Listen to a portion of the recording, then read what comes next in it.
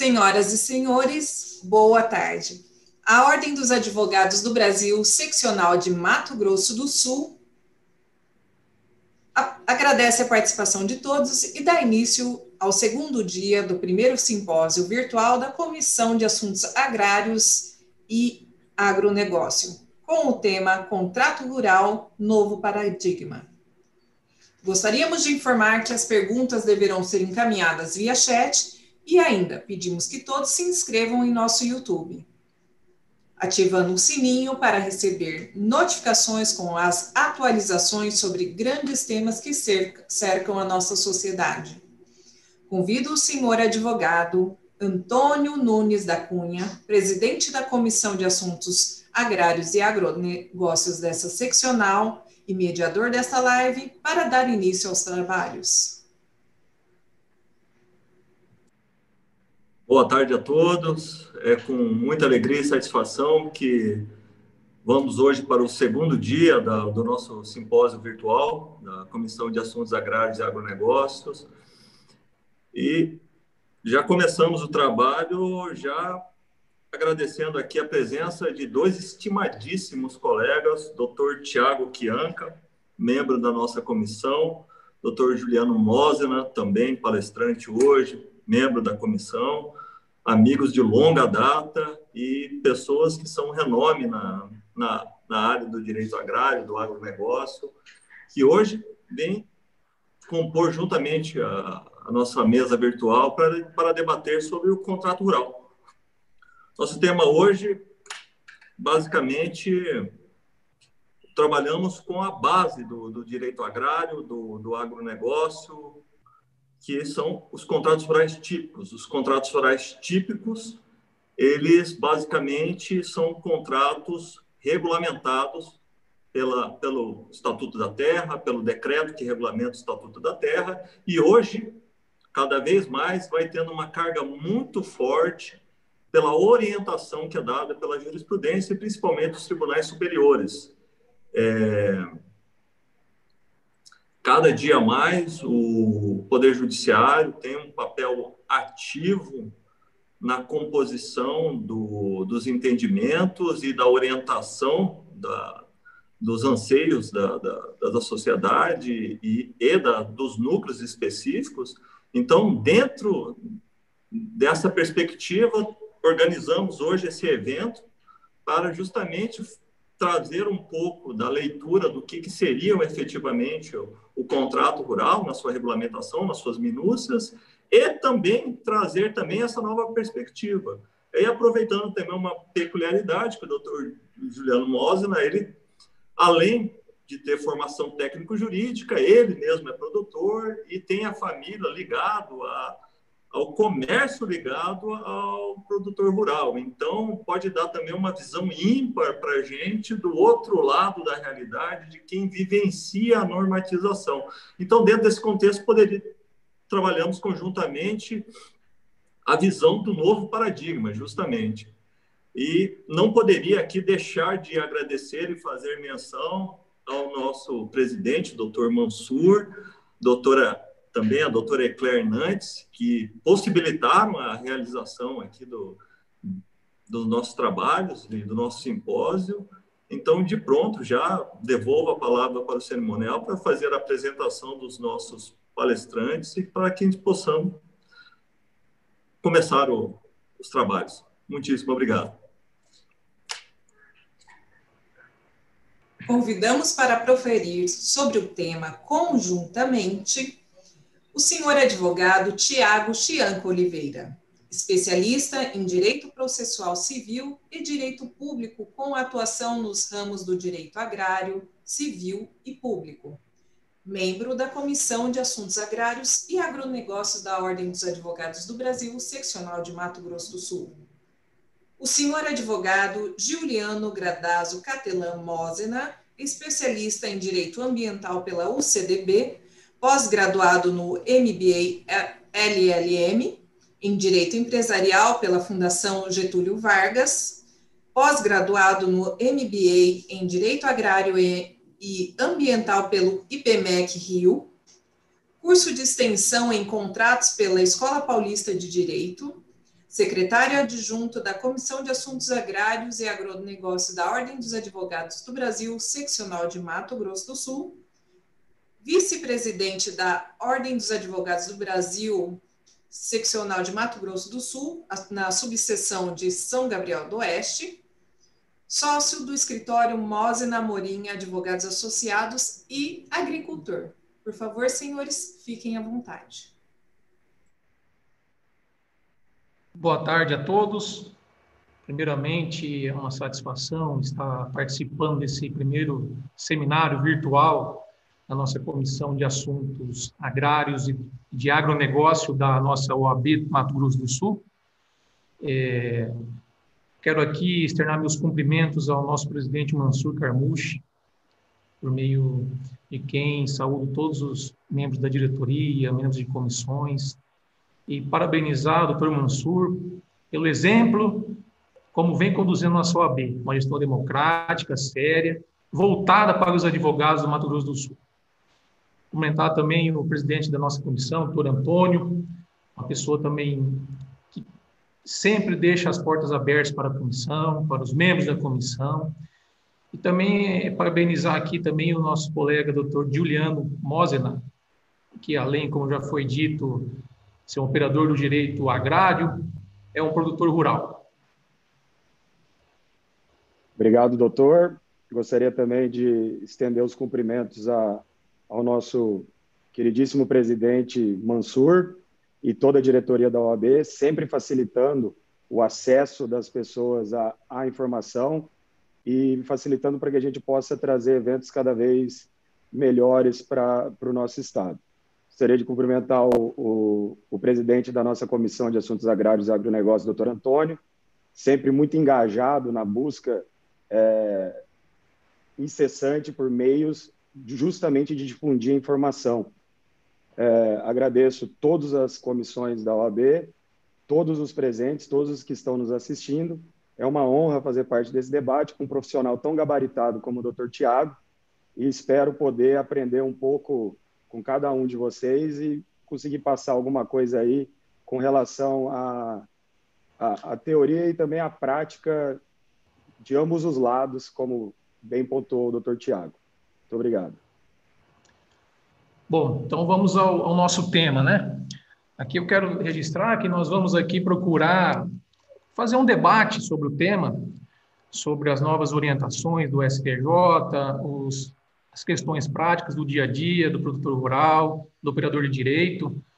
Então, com certeza, nós iremos aprender também expondo o tema aos novos colegas aí. Então, peço licença para compartilhar aqui um slide para facilitar nosso bate-papo. Só um minutinho.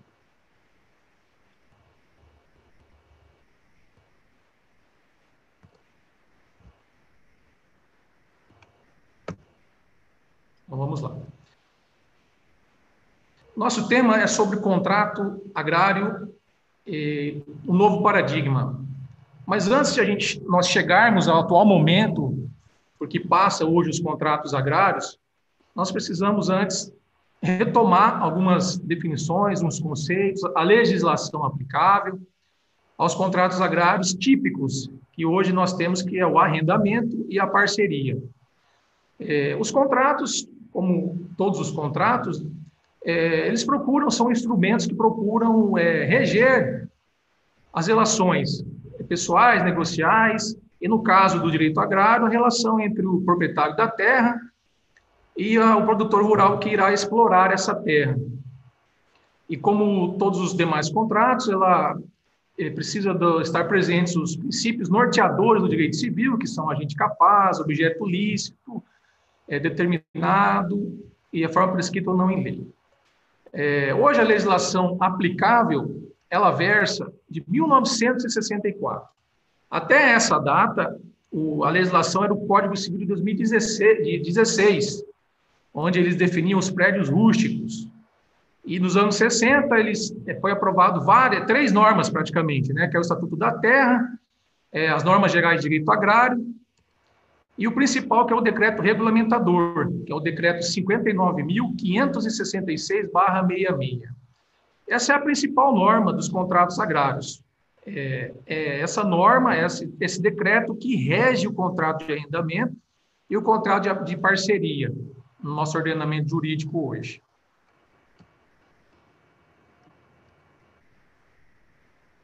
E aqui eu gostaria de começar com as principais diferenças do contrato de arrendamento e parceria. Primeiro, o contrato de arrendamento é o contrato pelo qual o proprietário da terra cede a outrem, ou seja, cede ao produtor rural, mediante um pagamento, aqui nós colocamos entre aspas um aluguel, para que o produtor rural explore essa área. Então, o arrendamento, você vai ceder a área para alguém explorar. E aí o proprietário receberá uma renda sobre isso, um aluguel.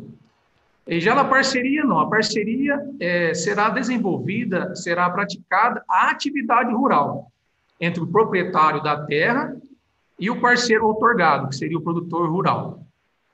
Essa é a principal diferença, tá? E na parceria, diferentemente do arrendamento, você tem a partilha, não só dos frutos, você tem a partilha dos prejuízos também. O arrendamento não. O arrendamento, independentemente do resultado da atividade rural do produtor, o arrendador, o dono da terra, ele tem direito a receber pela renda, pelo aluguel estipulado. Então, independentemente do resultado da produção rural, o arrendatário tem que pagar pelo arrendamento. Tá? Hoje, utilizando as normas vigentes, as diferenças hoje no tocante ao preço. O decreto regulamentador e o Estatuto da Terra, ele prevê que no arrendamento você tem que fixar o preço em dinheiro. Ou seja, pelo arrendamento de 200 hectares, pagarei 100 mil reais.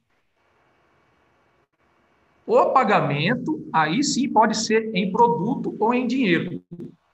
Tá? E aí nós temos também um limite para a fixação desse arrendamento, que a lei varia de 15% a 30% do valor do imóvel cadastral, que aí você utiliza o ITR. E já na parceria rural, a participação do proprietário varia entre 20% e 75%, dependendo da forma como ele vai participar dessa parceria. Ou seja, se ele vai só participar da parceria com terra nua, se ele vai participar, além da terra, vai ter benfeitorias, certo? Quanto aos prazos, no arrendamento, a nossa legislação hoje, ela prevê prazo de 3 anos, 5 e 7 anos, dependendo da atividade a ser utilizada, a ser explorada. Aí a gente vai à lavoura temporária, a lavoura permanente, que é a soja, o milho, né? E os 7 anos é a exploração florestal. E no prazo da parceria, o único prazo, o mínimo, seria de 3 anos. Tá? Outra diferença importante também é a questão tributária, ainda que não seja que objeto nossa fala, mas a diferença ela é muito substancial e muitos produtores ainda não encontraram, ainda não sabem ainda dessa diferença. No arrendamento, como eu já disse, o arrendamento você cede a área e vai receber uma contraprestação pelo uso, ou seja, você vai receber um aluguel, uma renda, e isso é tributado pelo imposto de renda. E a pessoa física, ela pagaria 27,5%, e a pessoa jurídica, se for apurada pelo regime presumido, ela varia o percentual de 14,53% no arrendamento. Olha a diferença que é entre você arrendar como pessoa física ou como pessoa jurídica. E na parceria, como você vai exercer a atividade rural, você tem que se utilizar dos requisitos previstos na nossa legislação tributária, que seria apurar o resultado líquido da atividade rural, investimento, custeio, despesas, onde, ao final, a pessoa física pagaria 5,5% na parceria e a pessoa jurídica ela pagaria 6,73%. Aqui, notamos que não há muita diferença como no arrendamento, né? Vamos lá. Aqui são as peculiaridades que nós queríamos abordar vigentes hoje na legislação dos contratos agrários. O decreto, ele prevê, como já foi dito, que o preço seja ajustado em quantia fixa em dinheiro, e o pagamento seja em dinheiro e um produto. E o decreto, ele é expresso, ele veda que o ajuste do preço seja fixado em produto. Mas nós sabemos, pelo menos aqui na realidade do Mato Grosso do Sul, que isso é praticamente, hoje, é raro. Por quê? A prática, o costume aqui dos nossos produtores, dos nossos contratos negociais no direito agrário, é a fixação do produto, é a fixação do preço em produto, e não em dinheiro, e não em valor. Aí a consequência principal dessa, entre aspas, violação ao decreto regulamentador, qual seria o risco? Tem um risco? Tem um risco. Nós sabemos que num contrato agrário, o produtor tem a medida judicial da ação do despejo. E, no caso, se for fixado o preço em produto, há entendimento jurisprudencial, tanto nos tribunais estaduais como no STJ, que o produtor não poderia se utilizar da ação de despejo, porque a cláusula seria nula, portanto, não haveria o título executivo líquido certo e exigível. Ora, um prejuízo muito grande a nosso ver, porque o produtor, ele abre mão da ação de despejo e teria que optar por duas medidas, ou uma ação de cobrança, acumulada com uma reintegração de posse, ou até mesmo uma ação monitória.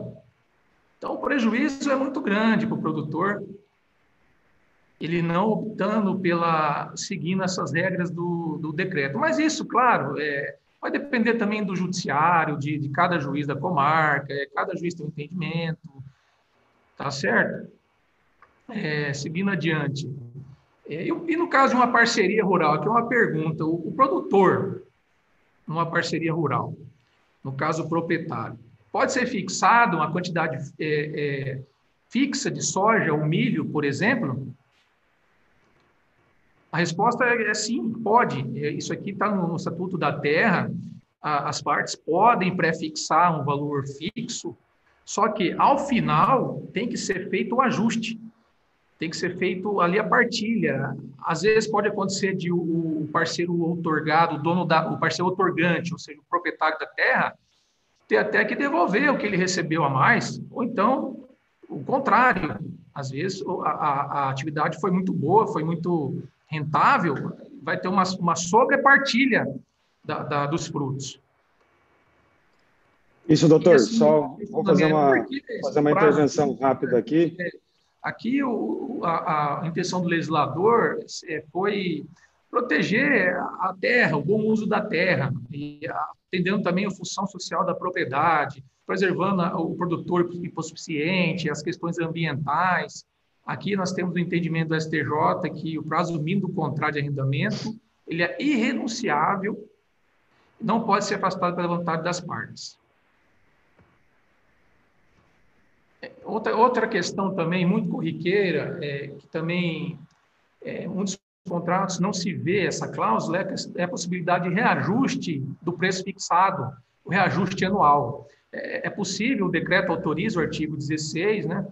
Só que, como a legislação é muito antiga, ele faz menção ao IBRA, ao Conselho Nacional de Economia, que foi extinto já pela Constituição de 67. E aí, hoje, qual que são os índices?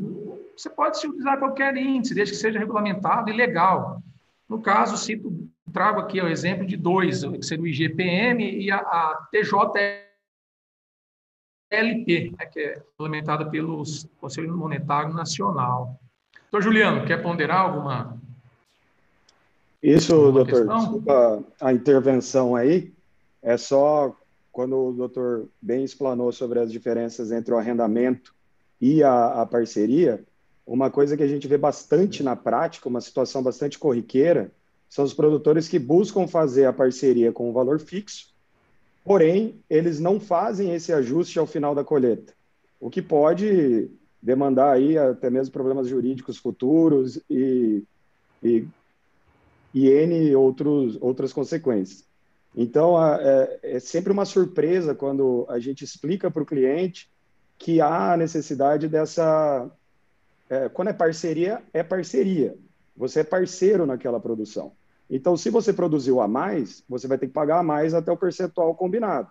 Se você produziu a menos ou teve uma quebra, você pode, inclusive, ficar sem receber nada naquela situação. Então, são esses fatos que nos mostram a importância de sempre consultar um advogado antes de celebrar qualquer contrato que envolve um bem de tamanha importância e o sistema produtivo. Então, são peculiaridades que são importantíssimas que estejam bem claras para todo mundo, certo? Acredito que essa é a maior confusão entre o arrendamento e a parceria, e que a parceria ela é muito boa, vamos dizer assim, muito atrativa, principalmente pela questão da tributação, como bem explanado pelo doutor. Agradeço aí. Bom, vamos falar agora sobre as notificações que há previstas no decreto regulamentador, que isso também dá muita confusão, muita litígio judicial e por aí vai. O que acontece? O decreto regulamentador, ele prevê que o dono da terra, o proprietário, ele precisa cumprir umas formalidades antes de querer ou antes de renovar o arrendamento com o arrendatário. E por quê? Qual a finalidade disso aí? É um excesso de zelo? Vai prejudicar o arrendatário? A meu ver, não. Nós sabemos que hoje o arrendatário, uma plantação de soja, de algodão, principalmente, exige um alto investimento.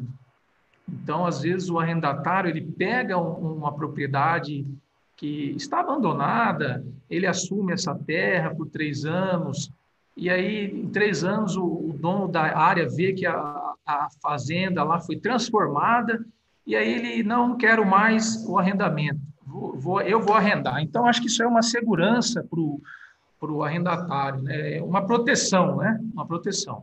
Então, para renovar o contrato de arrendamento, hoje a lei determina que o dono da terra tem que notificar 6 meses antes do vencimento, né, sobre as propostas que porventura ele tem e notificar o arrendatário. Tá aqui as propostas que eu tenho, eu quero renovar, mas eu tenho essas propostas. Aí cabe ali a negociação, entendeu? Ele não fazendo essa notificação de renovação. Ele não fazendo não tendo essa notificação, o contrato é renovado. O contrato é renovado, o arrendatário vai ficar na terra, entendeu? Salvo uma condição, que também exige essa notificação, chamada notificação premonitória, de 6 meses, que quando o produtor, o dono da terra, ele quer a área arrendada para uso próprio, para a exploração própria. É preciso também que seja feita essa notificação de 6 meses antes do término do contrato. E mais, o decreto, ele prevê que seja feita a notificação via o registro de títulos e documentos ou requerimento judicial. Olha só, é uma formalidade, bem formal mesmo. Não é só notificação, fazer notificação e mandar pelo e-mail. Não, hoje, pela lei, a notificação tem que ser pelo cartório. Tá? Um exemplo aqui que nós trazemos é a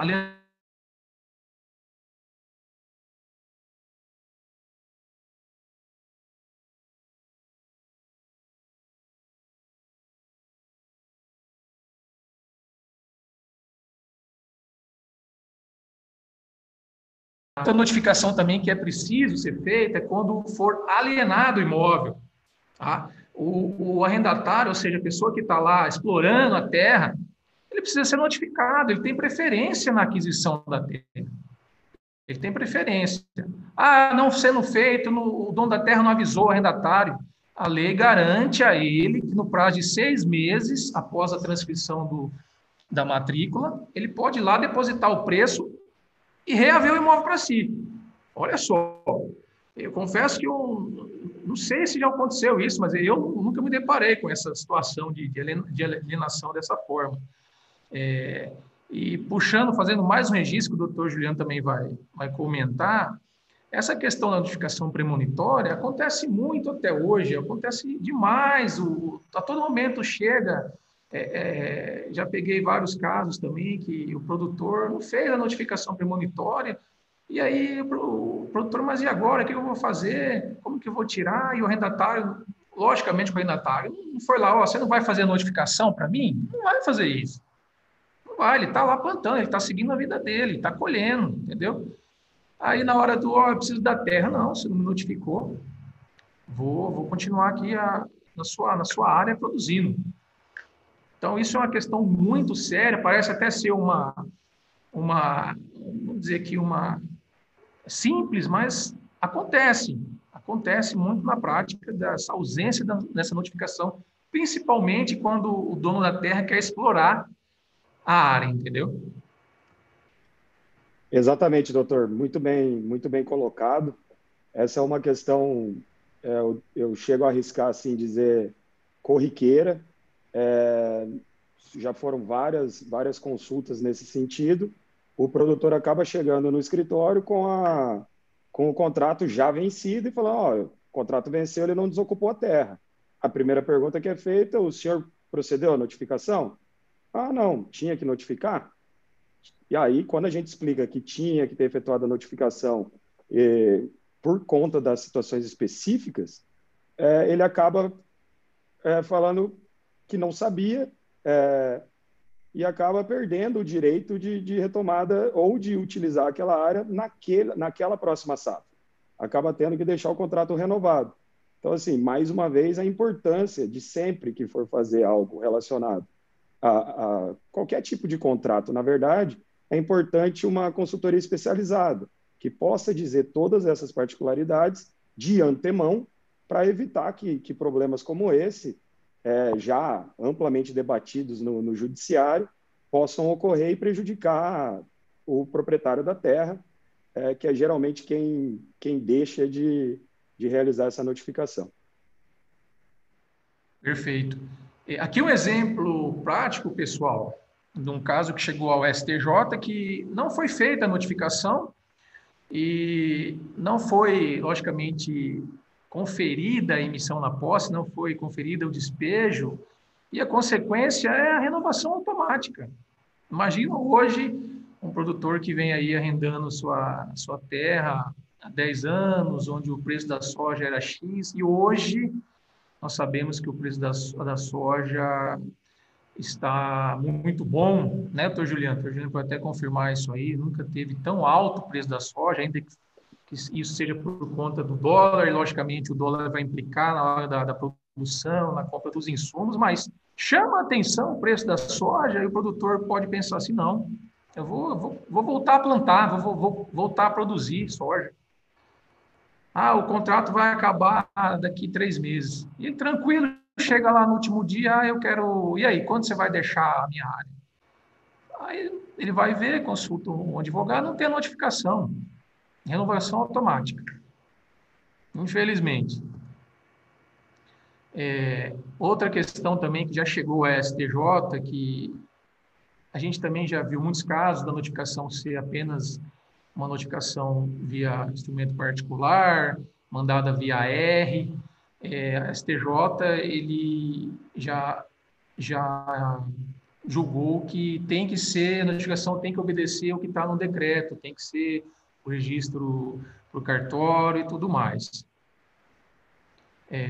Uma questão também muito importante que tem que ser observada, principalmente nos contratos, são sobre as benfeitorias. Tá? As benfeitorias que úteis e necessárias, e e caso não haja a indenização pelo proprietário da terra, o decreto regulamentador autorizza o arrendatário a ficar na área até que ele receba pelas essas benfeitorias. E a gente sabe hoje que os produtores rurais, eles investem na área arrendada. Eles investem mesmo, melhoram rodovias, Tem fazenda que tem até pista de avião feita pelo arrendatário. Tá? Aí eu pergunto também, o preparo do solo é uma benfeitoria? Ou seja, todo investimento feito no solo, melhoria, correção do solo, isso seria uma benfeitoria? O STJ entende que não, que isso é um ônus do arrendatário, está intrínseco ao objetivo.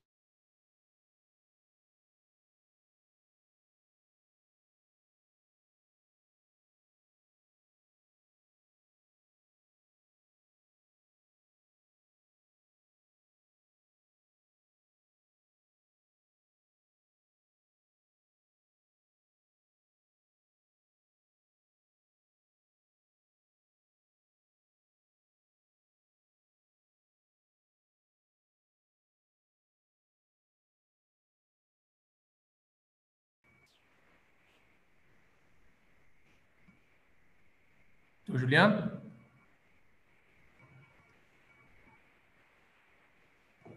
Está me ouvindo? Estou ouvindo, está me ouvindo? Juliano, tem alguma observação prática? Eu acredito que tenha tido um probleminha na sobre as live benfeitorias aí, que a gente sabe que os produtores hoje eles investem nas áreas, né? Isso aí na região de São Gabriel, com certeza.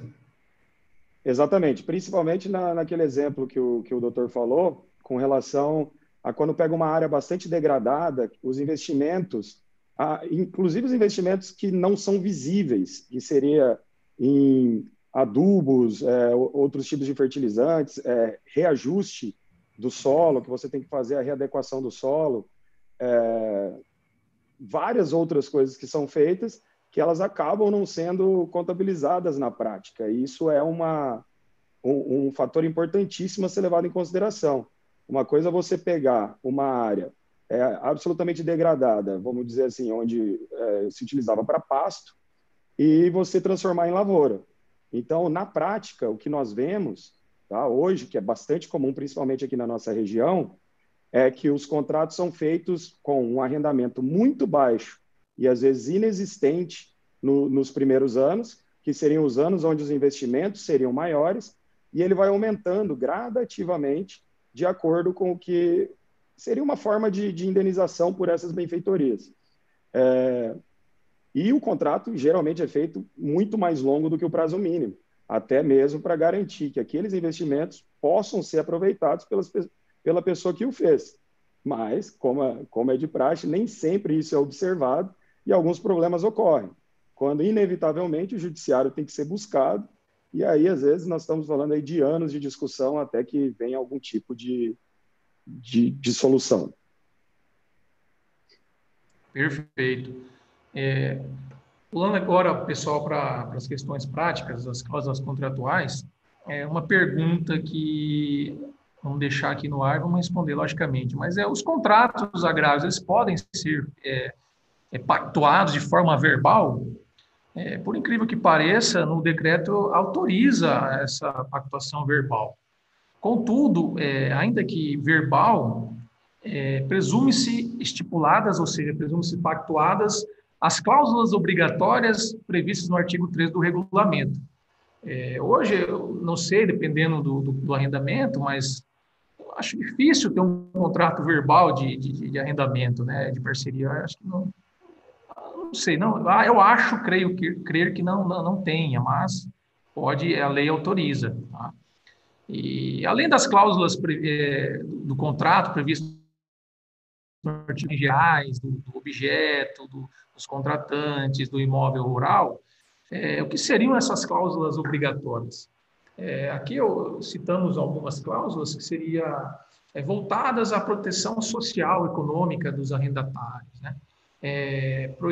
Proibição de renúncia de direitos ou vantagens previstas na lei. Doutor, só uma observação, e se puder voltar a apresentação para a tela aí, que parece que ela caiu. A gente ainda está se acostumando com essas novas tecnologias, essa nova realidade. Só um minutinho. Desculpa pela interrupção aí, só para ficar mais fácil o acompanhamento. Muito obrigado. Restabeleceu? Agora sim, está de volta. Perfeito, então vamos lá. Então, como eu estava falando, essas cláusulas obrigatórias, elas seriam como cláusulas de proteção a ambas as partes, né? O arrendante, ao arrendador, ao parceiro outorgante, ao parceiro outorgado. E entre essas cláusulas obrigatórias, tem que prever, mais uma vez aqui, que a fixação do preço, principalmente no arrendamento, tem que ser em valor, não podendo ser em produto. Tá? E na partilha também, tem que prever as condições, não só dos frutos, mas dos lucros e dos prejuízos. Cláusula obrigatória, observância dos prazos mínimos. Não colocou prazo nenhum. Presume-se que é prazo mínimo de 3 anos. Tá? Outra cláusula obrigatória, sobre estipular sobre a indenização das benfeitorias. E, principalmente, hoje, mais do que nunca, nós estamos enfrentando uma questão ambiental, aí, em especial aqui no nosso Pantanal, no Mato Grosso do Sul, são as queimadas. Aqui eu não quero entrar no mérito de que é o produtor ou não é, enfim, não é essa a questão. A questão é lembrar, alertar, ressaltar que no contrato de arrendamento e parceria tem que ter, além de ser obrigatório, a preservação do meio ambiente, dos recursos naturais, uso racional da terra, tem que ter a responsabilidade pelas infrações do meio ambiente, principalmente no arrendamento. Porque você cede lá a sua terra para o arrendatário e você não fica lá 100% acompanhando. Você não sabe o que o arrendatário está fazendo na sua área. E principalmente na área ambiental, preservando as APPs, as reservas legais, né? Então, é importantíssimo que tenha essa cláusula voltada à questão do meio ambiente. E aqui também eu trago alguns exemplos, tá, pessoal, de cláusulas facultativas, que hoje muitos produtores, eles, acho que não é a grande maioria que consegue hoje custear com recursos próprios, ou então eles precisam de um custeio, seja de bancos, seja até próprio das tradings, né? E aí, né, é de bom que se coloque no contrato, além da anuência, né, que a garantia que seja limitada a tal percentual. Eu já vi casos em que a garantia estava previsto que o total da produção total poderia ser direcionada ao garantidor, ao banco. Ora, no caso do arrendamento, e aí? O dono da terra não vai ganhar nada? Se o arrendamento é o contrato onde eu não interessa para mim se o arrendatário vai ter êxito ou não. Eu estou te dando, estou te cedendo a minha terra para você produzir, eu quero a minha renda, entendeu? Eu quero a minha renda. Aí o produtor lá colheu, não foi boa esse ano a safra, teve uma quebra, e aí está lá no contrato que o total da produção pode ser direcionado para garantir o banco. O arrendador vai ficar a ver navios, não vai receber nada, aí com certeza vai acionar o judiciário, e a gente sabe que o judiciário hoje está sobrecarregado, e aí fica aquele processo por anos aí, né? Outra cláusula também que é muito interessante é sobre a qualidade do produto, aqui em especial a soja, né? Isso feito com base no padrão CONSEX, que é o Conselho Nacional do Comércio Exterior. Cláusula também de suma importância sobre as penalidades, sobre as causas da rescisão do contrato, cláusulas penais, né? E dando ao contrato, o que seria importante também ter como anexo? Logicamente, a matrícula do imóvel, é bom você pedir uma matrícula atualizada para você analisar se a terra já tem algum ônus, já tem algum gravame, né? O anexo com o mapa e a localização da área, sendo destacado ali onde é a reserva legal, onde se encontra a APP, né, quais são as benfeitorias, a casa que existe hoje na propriedade, e principalmente o termo de vistoria do imóvel. Isso é muito importante. A gente sabe também que na prática isso não é muito executado, né, infelizmente. E aí, passando para o pós-contrato, aqui as diligências de modo a dar eficácia jurídica, principalmente contra terceiros, né? O contrato, logicamente, é reconhecer a firma dos contratantes e as duas testemunhas, para ele ficar caracterizado o título executivo, né? E a verbação aqui interessante, a verbação do contrato na matrícula do imóvel e a transcrição também no registro de títulos e documentos do contrato. Tá? Doutor Juliano? Isso, doutor. Se puder voltar no slide anterior ali. Esse? Isso, muito obrigado. Esses são pontos bastante importantes. Isso daí, pessoal, isso daí está mostrando o contrato da forma perfeita, vamos dizer assim. O contrato seguindo à risca as regras e uma forma muito boa de você estar protegido, tá? Mas, na prática, o que a gente vê, uma grande parte dos contratos existentes hoje, eles não seguem. A matrícula do imóvel é uma coisa bastante comum, até porque você precisa saber a localização exata e a descrição do imóvel. O mapa é um dado que você precisa também para passar para o banco, para saber onde vai ficar. Agora, o termo de vistoria, a gente quase nunca vê, tá? Quase nunca é feito o termo de vistoria. E o engraçado na locação de um imóvel urbano, as pessoas não locam se não tiver o termo de vistoria. E não tem o mesmo cuidado com o seu imóvel rural, tá? E essas diligências pós-contrato, eu arrisco dizer assim que se até hoje eu vi uns 3 contratos averbados na matrícula do imóvel, é muito. Apesar das recomendações, apesar de tudo, as pessoas acabam, principalmente aqui na nossa região, o fio do bigode ainda é bastante utilizado. Por sorte, não vemos muitos problemas com relação a isso, mas é importante dizer que quando ele não está averbado, ele não tem validade perante a terceiros. Então, fica uma questão bastante controversa.